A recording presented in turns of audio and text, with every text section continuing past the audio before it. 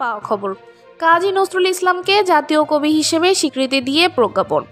বাংলাদেশের বিদ্রোহী কবি কাজী নজরুল ইসলামকে জাতীয় কবির মর্যাদা দিয়ে সরকারিভাবে প্রজ্ঞাপন জারি করেছে অন্তর্বর্তী সরকারের সংস্কৃতি বিষয়ক মন্ত্রণালয়।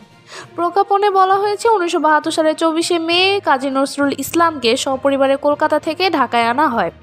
তার জন্য ধানমন্ডি একটি বাড়ি বরাদ্দ দেওয়া হয়। 1976 সালে তাকে আনুষ্ঠানিকভাবে বাংলাদেশের নাগরিকত্ব প্রদান এবং একই বছরে 21 পদকে ভূষিত করা হয়।